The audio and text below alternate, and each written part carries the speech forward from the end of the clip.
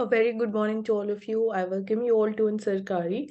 So in this video, we'll be analyzing the important articles from the perspective of UPSC Civil Services examination. That is going to be for 29th of March 2023. So we'll take up important articles from 29th of March 2023's newspapers. And kindly bear with me because I'm having bad throat. So let's start with the analysis. So we'll be having a look at important topics like there's a language issue regarding the using of Hindi labels over the packets of the fast-moving consumer goods. Apart from that, normalization of lawfare and its fallout. Judiciary's reputation is also at stake in this, and we're seeing that prices of 384 essential drugs are going to increase in April. So given that we're already having a very high share of out-of-pocket expenditure, so it is obviously it would be increasing the burden on the patients. So EPFO is set to marginally hike the interest on the deposits to 8.15%. We've already seen that before also, it's a repeat. And this is after Finance Ministry's approval that interest, they will be credited into the subscribers' accounts. And Central Board of Trustees, they have asked EPFO to simplify the process of submitting the joint options for higher pension. So earlier, the interest rate that was provided was 8.1%, and it has been marginally increased by 0.05%. So in this context, in yesterday's newspaper, we saw one term that is actuarial deficit. So that is in a way the deficit, or we can say the gap between the benefits and the cost that is provided. So that is kind of increasing. So that is actually the meaning of the actuarial deficit. So you can find out more about this term to have clarity about its meaning.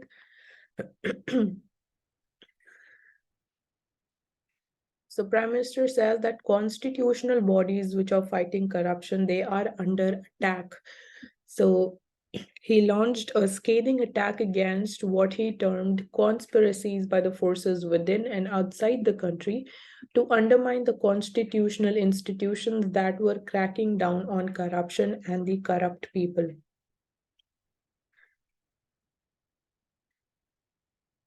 So he says that today, when India is on its way to realize its full potential, it is doing so on the basis of a strong foundation, and that foundation is our constitutional institutions. So that is why, to stop India in its growth trajectory, this foundation is being attacked and efforts are on to defame them by forces within and outside the country. Their credibility is being sought to be finished. And when investigative and enforcement agencies, they act against those who are wrapped in corruption, these agencies, they are attacked. So he's basically, in a way, directly he's talking about CBI and Enforcement Directorate.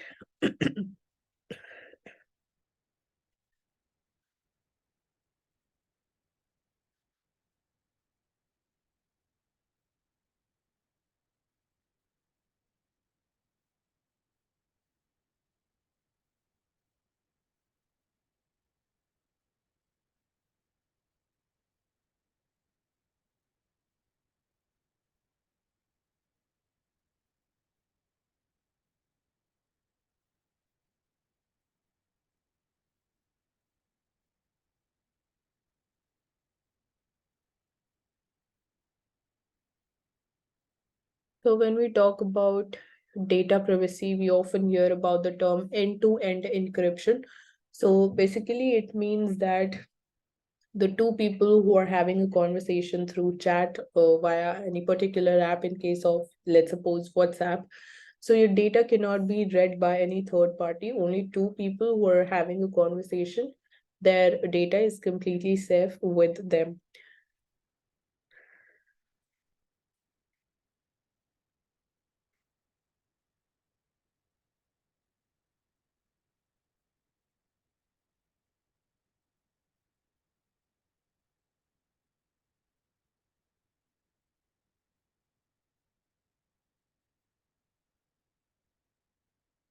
Coming to the editorial page, So there's a disturbing example of normalization of lawfare. So the word lawfare, it is a portmanteau of law and warfare. So it refers to the weaponization of law and of legal systems in order to intimidate, harm, and delegitimize an opponent, often which is a political opponent. So in thriving the constitutional democracies, judiciaries, they are often alert to the possibility of powerful political figures deploying lawfare against their rivals, and they're quick to turn back such attempts. So basically, the author he's taken an example of the criminal defamation case first. So he says that proceedings against Mr. Gandhi, they were initiated in a court in Surat for a political speech he had made at Kolar in 2019. And legal experts, they have already pointed out the many surprising features about the process, which involved the complainant getting a year-long stay on the case that he himself had initiated, and a different judge, and a sudden acceleration and a typically quick decision in this case over the last 1 month is quite surprising.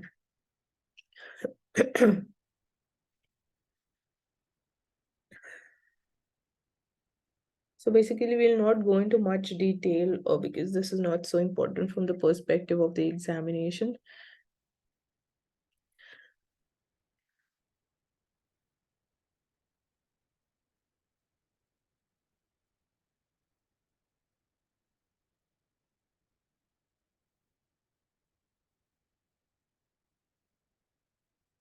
So there's a need for sector-specific safeguards in tech aid. So India's digital economy is set to reach a whopping $1 trillion by 2026, and people are going digital rapidly for each and everything from shopping and socialization to education, government services.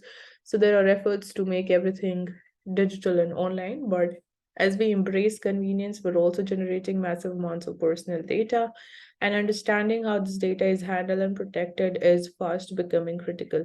So obviously, when more and more things they are becoming digital, we are having concerns and challenges in terms of data protection, data safety, and there we have the Digital Personal Data Protection Bill 2022, which has been tabled in the Parliament. So it was basically, this comes after 5 years of discussion and deliberation on the framework to safeguard the citizens' information from the misuse and unauthorized access. So obviously that is the main purpose of this bill, but it has been introduced, it's been amended so much, like so many times, and it took almost 5 years. So even as the bill it outlines the citizens' right over their personal data and the responsibilities of the data collectors, it lacks specificity in certain clauses, such as the interaction with the sectoral data protection regulations. So definitely it is very clear that the main idea or the main objective of this bill is to protect citizens' personal data and how that data is kept safely with the data collectors. But apart from that, one thing that is, we can say, is missing is regarding the interaction with the social data and its uh, guidelines and provisions regarding its regulation. So when we talk further about the sectoral regulation and what are different approaches which are followed by the countries globally, so we see that the current draft of this bill tries to tackle the issue of conflicting sectoral regulations, and it is being talked about in section 29. So it states that the provisions of the bill will complement and not create exemptions from the existing regulations. But in case of conflict, if there is any kind of conflict, then the bill will take precedence. And the first part, it allows the bill to fill in any regulatory gaps which are there. But the second part, it raises concerns about the sectoral regulations that may go beyond what the bill provides. And data protection and privacy, they are highly dependent on the context, including the type of data which is being collected, how it is collected, what's the method of collection, what is going to be its intended use in future, and the associated risks. So it also makes sectoral expertise crucial to regulate that particular data effectively. And this digital personal data protection bill, it must serve as a basic layer of protection with sectoral regulators having the ability to build on this. So, going through some of the global examples when it comes to personal data protection and different kind of laws which are working.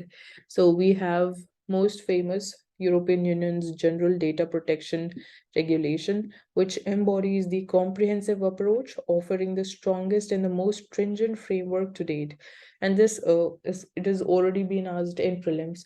So, meanwhile, the sectoral approach in the United States, it has seen as seen through the laws such as they have the Health Insurance Portability and Accountability Act in healthcare, then they have the Gramm-Leach Billy Act for the financial institutions. That is a patchwork of regulations tailored to specific industries.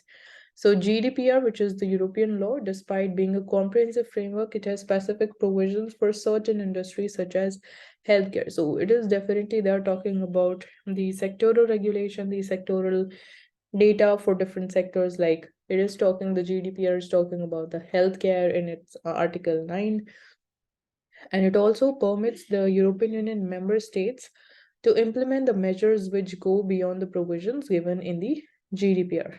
For example, Germany it is also has the BDSG, which in some cases it has stricter provisions compared to GDPR. So even these country, other European members, they can have their separate laws also, and they are definitely more stricter, as we saw in the case of Germany.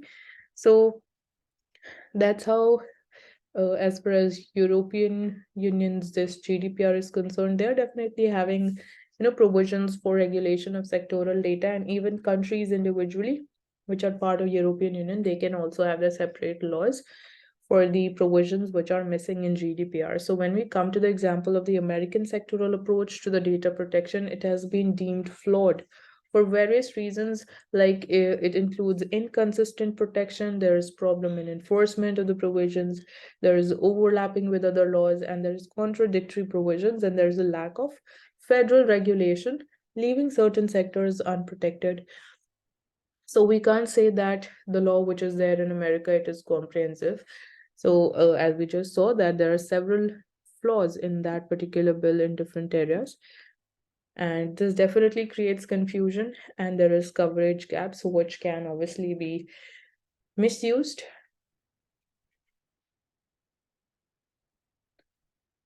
So the GDPR model, which is there in European Union, it may not work for India because we have the Data Protection Board that is designed as a grievance agency and not as a regulator. So you need to keep this difference in mind, that the Data Protection Board that is being created under our personal data protection bill, that has been created like a grievance agency and not as a regulator for the sector. So therefore, the current draft of this bill, while it is definitely it's a major step towards ensuring the protection of the citizens' personal data, we need much more greater clarity and specificity regarding the interaction with the sectoral regulations. So right now, the bill which is being tabled in the parliament, it is not so vocal, or it does not have much clarity about when it comes to the regulation and safety of sectoral data. However, it is definitely talking about the safety of personal data of the citizens, but we need much more provisions, much more safety and regulation of the sectoral data. So that is one the loophole that we can say in the current draft of the Digital Personal Data Protection Bill in India.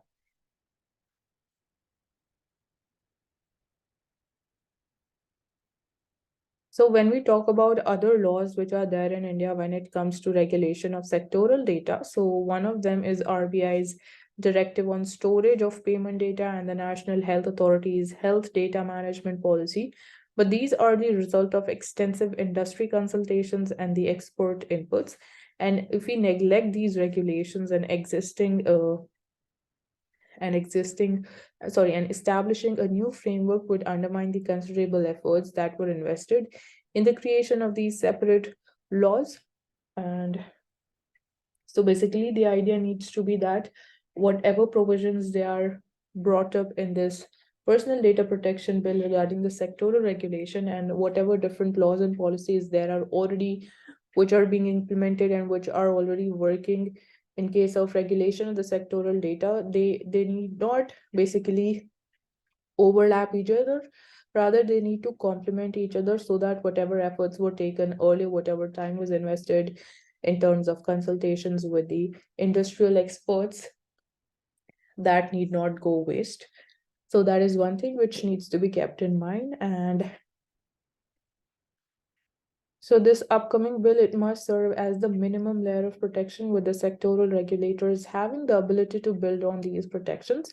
And this safeguard will be especially useful in India, where not all the regulators, they may have the same capacity. So data protection, definitely, it's a complex subject, and we must create room for sectoral experts to weigh in and safeguard the interests of citizens much more effectively. And this will ensure a safer, more secure, and dynamic digital landscape in the years to come.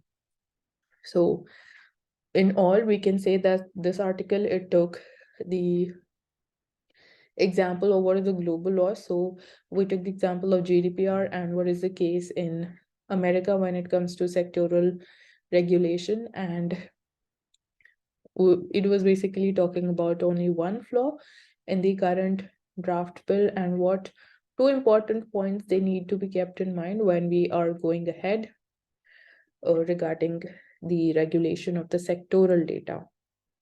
So these were two examples that we talked about here.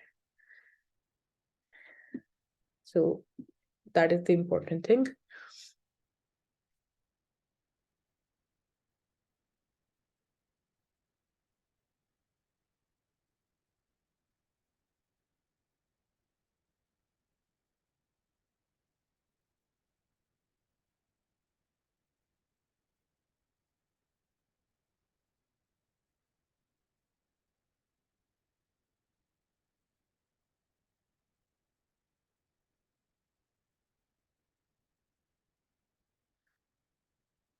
So the quota kerfuffle, which is going in Karnataka. So why has the BJP government in Karnataka, it has removed the 3-decade-old 4% reservation for Muslims in the OBC category? And which are the communities that have gained from this move? How exactly has the reservation matrix within the state changed? So, like, not all the details are important for us, but we just need to know from the perspective of a general awareness that what kind of issues are going on in different states. So this is one thing, that it is basically the current government, the incumbent government, it has taken the decision to not provide reservation, 4% reservation to Muslims in the OBC category in the state of Karnataka.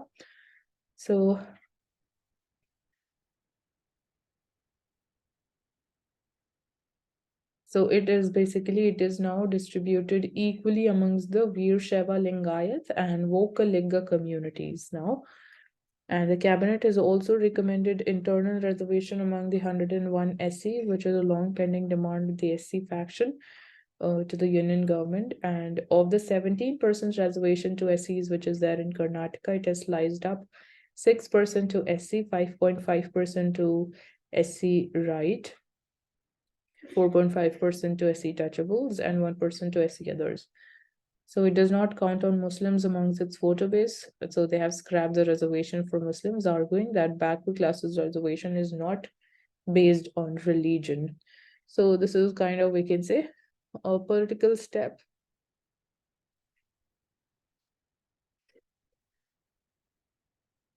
So what does the Muslim personal law say on inheritance?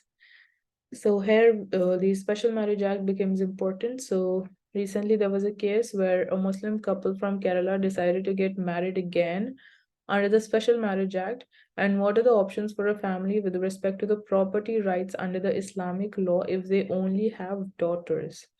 So I don't think so. Going into detail of this is important for us, but we need to know about the special provisions, the important provisions when it comes to the Special Marriage Act, and we have already talked about this before when this topic was there in news. And definitely there are different personal laws and they have different provisions, so that is not much important for us.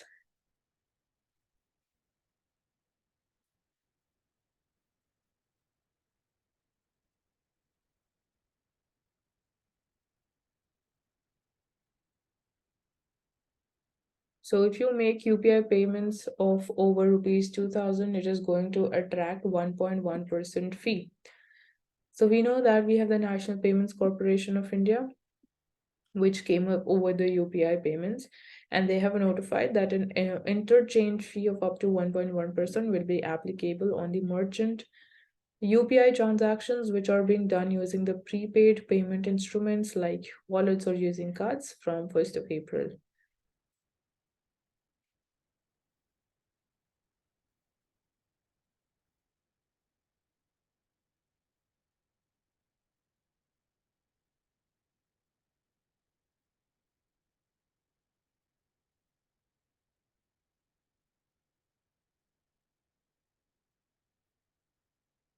So Congress plans motion against the speaker for bias.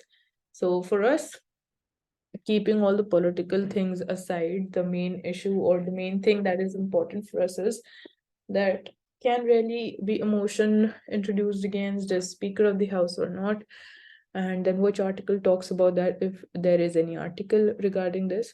So Congress party is likely to go ahead only after consulting other opposition parties and if they are in agreement with their decision. So Lok Sabha again fails to function after the protest over the Adani issue. So basically, the parliamentary house, Lok Sabha is not able to function and the proceedings are just being adjourned. So that's not the right way to protest. And the main issue that is being raised by opposition parties is the Adani issue. So because of it, the parliament is not able to function. So definitely it is not one of the signs of a healthy democracy when uh, such kind of protests are being held in the Lok Sabha. And when we talk about the no confidence motion, so a 14-day notice needs to be provided before its introduction. So a no confidence motion against the speaker would be moved for his alleged bias against the opposition, including the speed with which Congress leader Rahul Gandhi was disqualified after his conviction by the Gujarat court in a criminal defamation case. So we have already covered all the important details regarding disqualification thing. So here, we come to know that a no confidence motion can be introduced against the Speaker of the House. So that's a new thing which I came to know through this article today. Moving forward, so India is going to host meetings of security advisors from the SCO countries. So India is also hosting the Shanghai Cooperation Organization Summit this year. So from this, we need to know about all the member countries and when did, like, which is the latest member to join it and in which year. So that's there.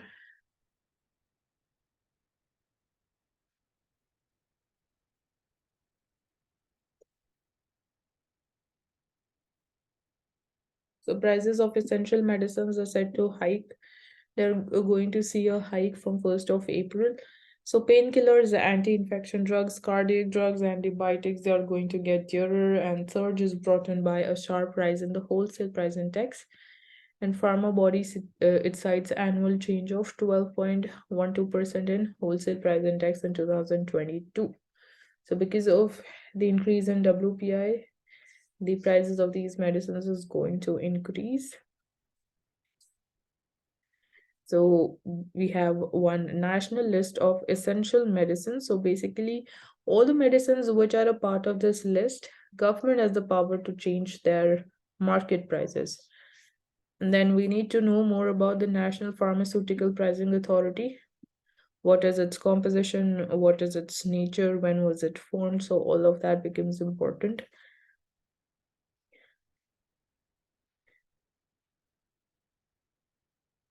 And then we also have Standard Drugs Control Organization in India. So you can find out more about it. And it is the National Pharmaceutical Pricing Authority, which announces a change in the WPI in accordance with the Drugs Price Control Order 2013. So it is basically announced, the price changes they are announced by the National Pharmaceutical Pricing Authority.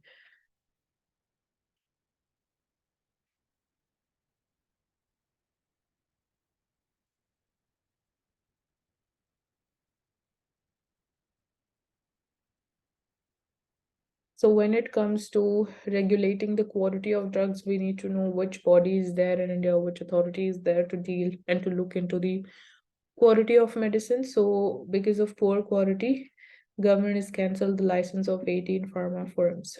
So you need to find out about which body is there to look into the quality of the medicines being produced in India.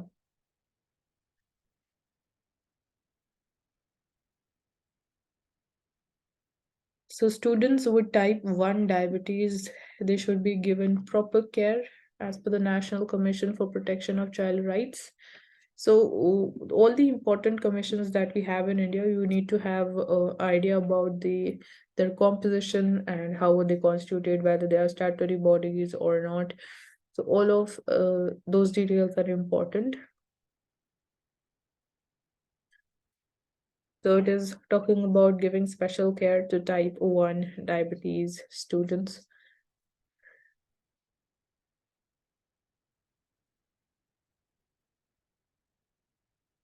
Coming to the world page.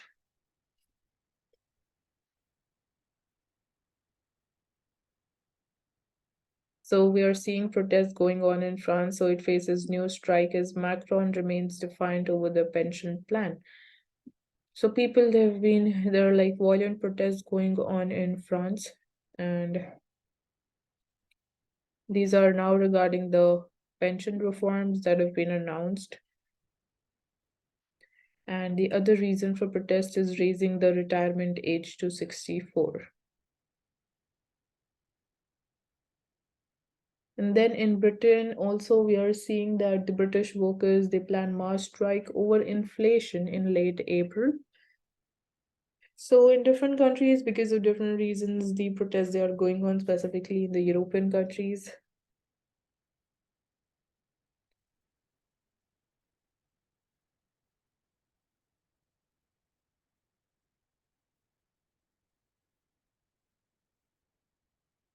But China is ramping up the bailout packages to countries like Pakistan, Sri Lanka, and other Belt and Road Initiative countries. So we've like seen this thing that this act of China giving huge amount of bailout packages, it is known as its debt policy. That is, in a way, it tries to get that country trapped by providing it huge amount of debt, which is like very huge for that country to repay later on. And that's when basically China, in a way, it increases its control, its power, and its influence over that particular country. And that is what is like exactly happened with Sri Lanka also. So coming to the business page. So India urges the G20 meet to find ways to reduce the widening trade finance gap. So the Birdwell cites Asian Development Bank estimates showing the trade financing shortfall. It has risen to $2 trillion, and Commerce Secretary emphasizes the need for cooperation among the member countries to tackle this key issue, and also bats for faster digitalization. So closing this gap of trade finance and also going ahead with faster digitalization were the two main agendas. So minding the gap, India is pushing for greater cooperation among the G20 member countries and addressing the growing shortfall in trade financing and adoption of basically fintech and faster digitalization. It can definitely help in improving the access to finance. And there were also discussions regarding achieving the paperless international trade. So these were some of the important and key points which came up. So Adani stocks, they again resumed their fall, and Adani Enterprises slumps by 7%. So again, we are seeing that the shares of Adani group of companies, they're again crashing in a way. And this is because of the fresh concerns about the debt repayment at the highly leveraged conglomerate. So the concern is about their debt repayment plans and their capacity and the ability. So because of this concern, their stocks, their share prices, they're again falling.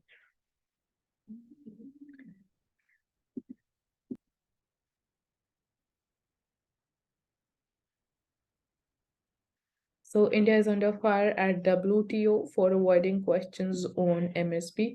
So in this context, we need to know about all the debates and all the issues which are going on in WTO as far as India is concerned. What are the topics of debate which are there, because India is a developing country. So that's why there are certain exemptions which are provided to developing countries. And there's always an issue between the developed world and the developing world at WTO regarding the subsidies which are provided in case of agricultural sector in terms of exports. So let's see that which issue is this article focusing upon. So India is the first country to invoke the Bali Peace Clause to justify exceeding its subsidy ceiling. So there's one thing which is the Bali Peace Clause. So we need to know that it is in relation to WTO, and for the very first time that has been invoked by India. And the issue is that we have invoked this clause because we have exceeded the subsidy ceilings that were allowed by WTO to the country. So India has come under fire at WTO for avoiding questions which are raised by member countries on its MSP programs for the food grains, particularly rice, where subsidies they have breached prescribed limits. So that is the current issue, that our subsidy that we provide for rice that has exceeded the ceiling that was allowed. And it's also being alleged that India basically ignored the questions regarding the MSP that were raised there.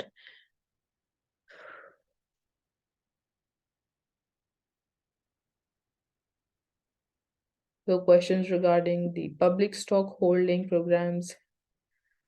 So India, however, struck its guns and insisted that it provided the best possible information and clarifications at the consultations held with the interested members based on the available information. So the ceiling, so subsidy ceiling was of 10%, and this has been exceeded.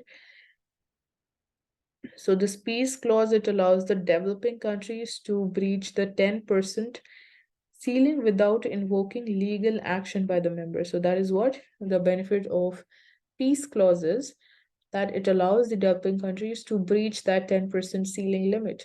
So it is subject to the onerous conditions such as not distorting the global trade and that affecting the food security of other members. So basically, WTO tries that the world trade is not distorted and it is not hampered. So because of that, there are different agreements which were signed by different countries, which are ratified by different countries at the WTO level. And we have like one of them, when we talk about agriculture, is the agreement on agriculture. So you can go and read in detail about what the provisions mentioned by it for developing countries and for the developed world. And one of them that we saw today is that developing countries, they have been allowed subsidy ceiling of 10%. And if that exceeds beyond 10%, then you can invoke the peace clause.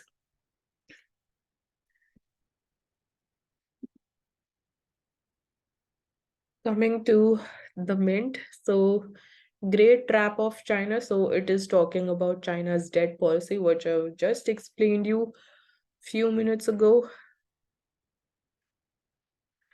And we're seeing diminishing clout of the public sector banks. So it is basically talking about the employee shifts. So for the first time in 53 years, the number of employees which are working in the state-owned banks, it is less than those which are working in the private sector banks in India.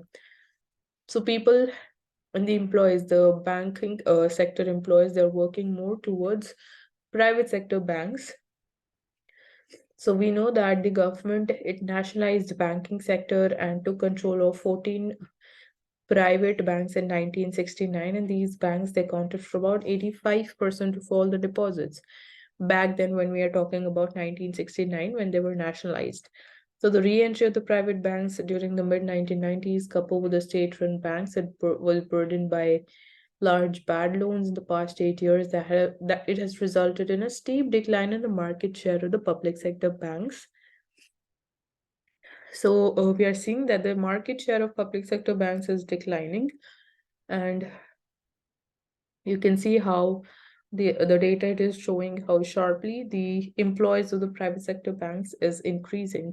So number of employees is sharply increased when you talk about the private sector banks, and now it stands at more than those in the public sector banks.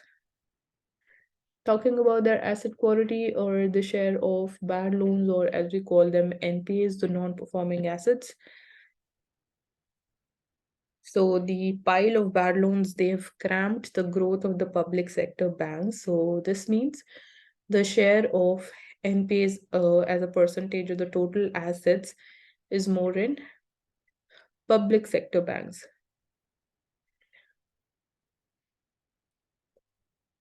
So you can see that it is, firstly, the pink one is showing NPAs as a share of total assets, which is at 5.3%, and as a share of gross advances, it is 9.1% of the loans. They are bad loans in public sector banks.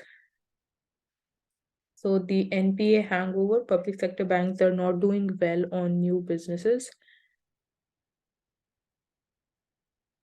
So this graph is showing the share of the public sector banks in net incremental credit as a percentage of the total credit which is provided by them.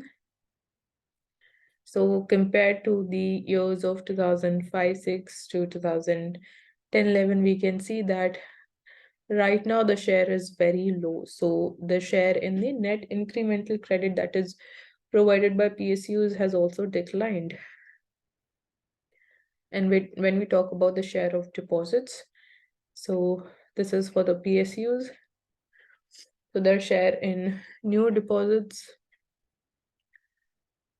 so deposits in savings account is declining, and that of terms deposit, which is the time deposits, we talk about FDs, so that has increased, but the share in the savings account is on decline.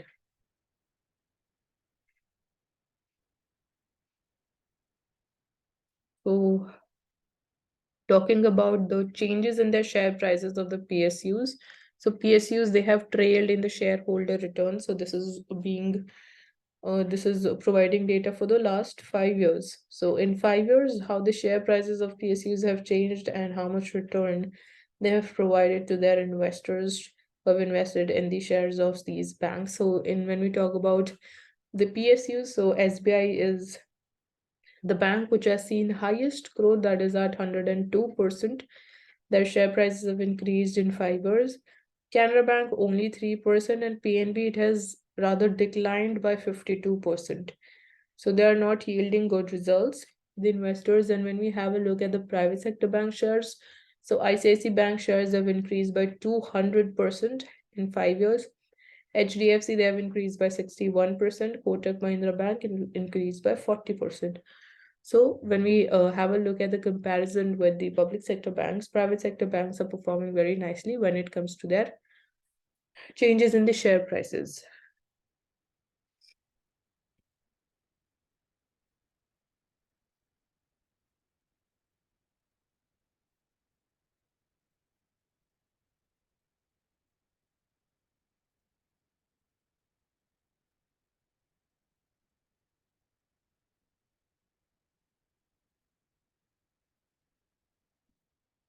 So these are already repeated articles. The newspaper is for 29 March, but these are, I guess, exactly the same from yesterday's newspaper. The newspaper is exactly the same, so we'll not take this up again. I don't know there is some problem, but I am able to recognize and figure out that the articles are exactly the same as yesterday's newspaper.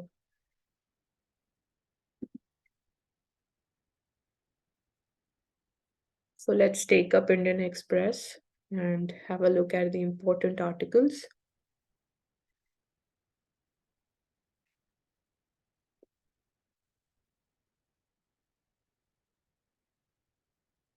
So here this is talking about the institutions of eminence. So we need to know which all institutions have been given this tag. So when these institution of eminence, they opens the purse strings, campuses get a range of benefits. So what kind of benefits are provided to such institutions which are given this tag?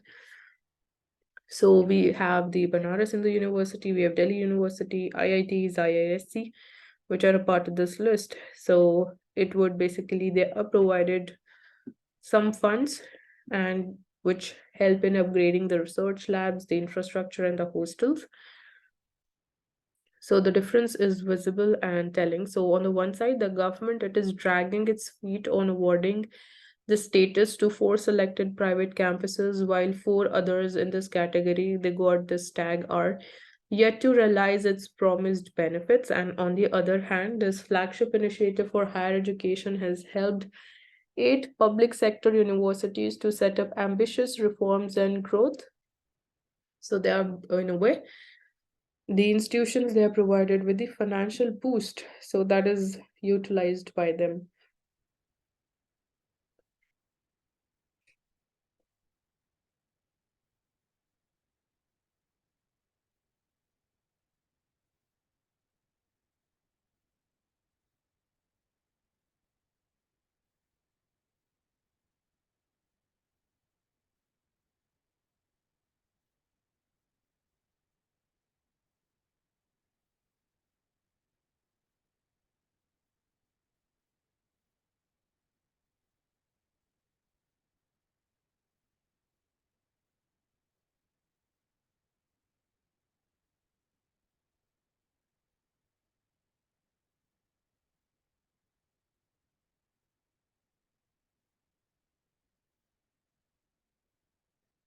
Coming to the editorial page, an elective despotism was not the government we fought for.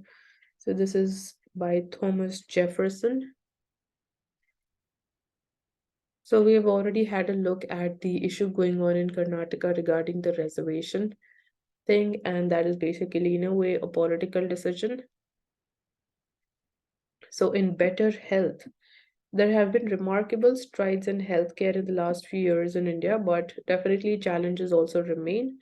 So let's have a look at what are the different challenges and what are the changes that we saw over the past few years. So over the years, the Indian health system, it has overcome seemingly insurmountable problems long considered hopeless. So at a time when we are the envy of the world for having the youngest population for more than 3 decades to come, and if we are to redeem that advantage fully, some tough health challenges will need to be confronted also.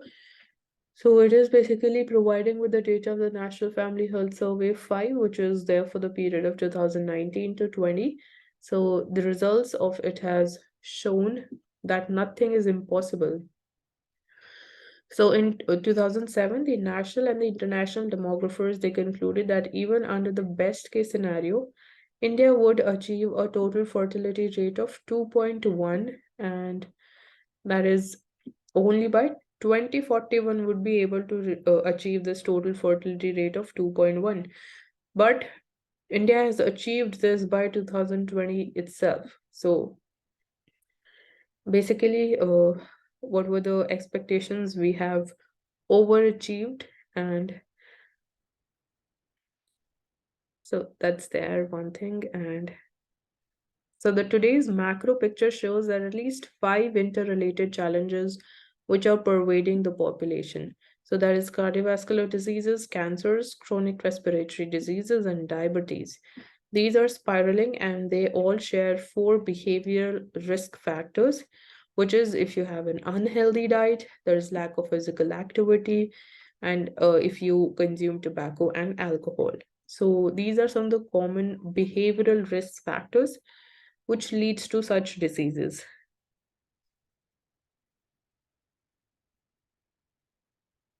So millions of people, they remain uninsured when it comes to health insurance. The outpatient doctor consultation costs, diagnostics, and drugs account for the biggest chunk of out-of-pocket personal expenditure, and presently this is pegged at around 50% of the total health expenditure. So 50% is right now the out-of-pocket personal expenditure, and it is therefore essential to provide insurance for the unorganized middle class and to include the identified outpatient cost.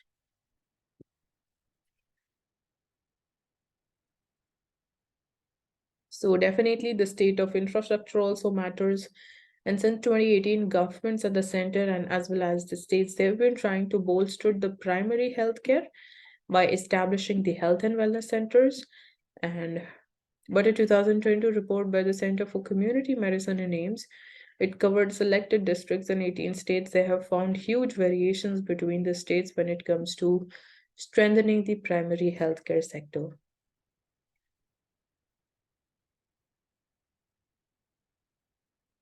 So the challenge in the urban areas is to bridge the gap in the hospital services between the large urban agglomerations and Tier 2 and Tier 3 cities. So there is, we can say, a huge amount of regional disparity when it comes to the facilities, the healthcare facilities that are available.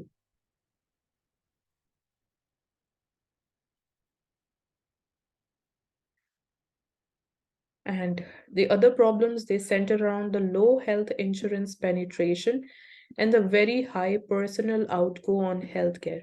But over the past 3 years, more than 4 crore Indians, they have bought health insurance.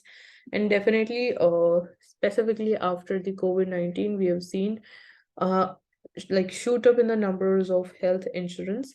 So that is one outcome of it. But definitely more needs to be done when it comes to the healthcare insurance penetration. And then the government also launched the Ayushman Bharat insurance scheme for 10 crore poor families that has been undertaken to provide insurance against the hospitalization of up to rupees 5 lakh per year per family. But still millions of people, they still remain uninsured. And so the challenges that we talked about was regarding the higher amount of out-of-pocket personal expenditure, the lack of infrastructure facilities, the regional disparity which exists, and the regional level when we talk about the primary healthcare availability and the facilities that are provided. Apart from that, the third challenge is the low level of health insurance penetration levels. And then we have another emerging concern is the use of artificial intelligence and the digital technology. So the surgery assisted by robots, the use of genetic codes, clinical judgments based on artificial intelligence, and even the pandemic forecasting, they're already widespread and they are to be welcomed. But ethical and the regulatory concerns that remains regarding the use of such technologies in the healthcare sector.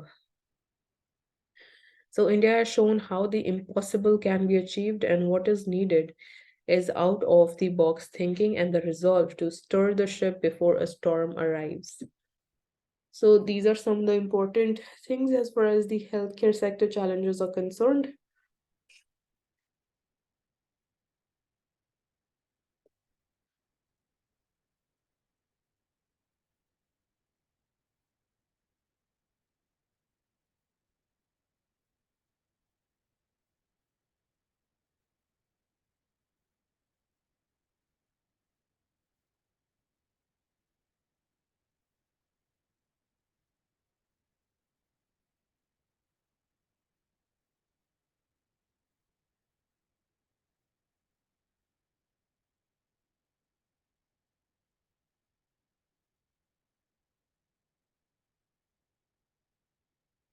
So the chief election commissioner is there in Assam, and delimitation in NRC. National Register of Citizens can be simultaneous processes. So we need to find out more about delimitation, what actually it means, and when was the last delimitation exercise carried out, and what are the constitutional articles which talks about them, and the composition of the delimitation commission. So all that is important.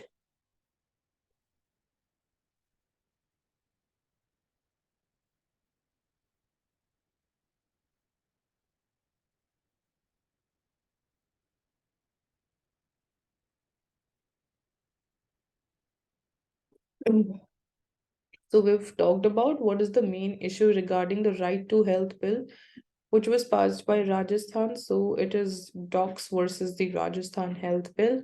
So doctors, they claim that the bill puts the onus of the healthcare for the poor on them. And experts say that the legislation will ensure health is seen as a right. So definitely getting quality healthcare services is every person's, every citizen's right. And the government says many of the protesters' demands, they have already been met, but still the doctors, they are protesting. And another main reason of protest was that the onus of providing, or we can say the private sector doctors were protesting because the bill talks about that you need to provide the emergency healthcare services free of cost. So obviously, if it has to be free of cost, so it would be hampering the profits of the private healthcare, and which obviously runs on the objective on the basis of maximizing their profits.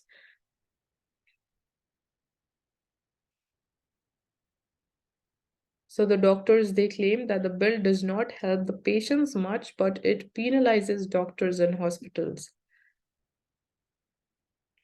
So the most contentious section of this bill mandates that all hospitals, be it public sector or the private sector hospital, they must offer emergency treatment without any prepayment when required.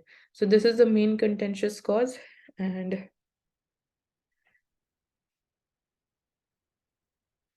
when we have a look and understand at what is the Delhi's mechanism when it comes to providing emergency healthcare services, so basically the Delhi government, it reimburses all of the emergency treatment that they are provided for the road traffic accidents, fires, and acid attacks within the territory of Delhi. So all of that amount is in a way reimbursed to the hospitals. So that is one model.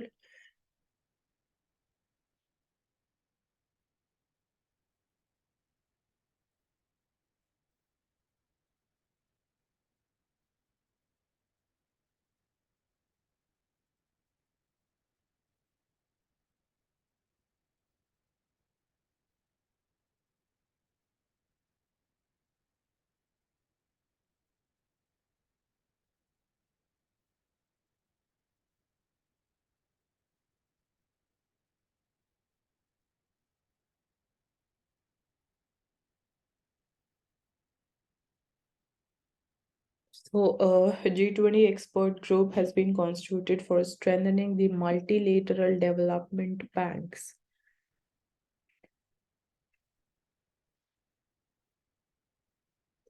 So, it would be basically the panel would work on making a roadmap for an upgraded multilateral development bank ecosystem for the 21st century, touching upon all the aspects of the MDB evolution and mechanisms for coordination among these banks to address and finance the global development. And some of the important and critical areas that were looked into at its first meeting, which was recently held, included the basically how can the World Bank contribute towards climate finance, critical for developing, and the LDCs to make a smooth transition to the lower carbon emissions without compromising on growth. So, how can World Bank play an important role in climate finance? Because obviously climate finance is very important for the least developing countries and for the developing world. So traditionally, World Bank, it is focused around elimination of poverty across the countries and work towards shared prosperity.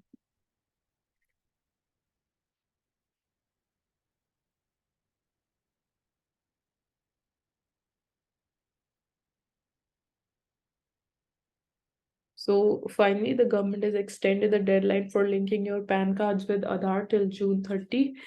And right now, around 51% PANs, they have been linked with the Aadhaar. So if you haven't linked these two, you can go ahead and get them linked. So that's all for today. Thank you for joining Ansarkari. And there is also a PDF link that will be shared with you guys in the description box. And please hit the like button for this video and also subscribe to our channel if you are following us every day.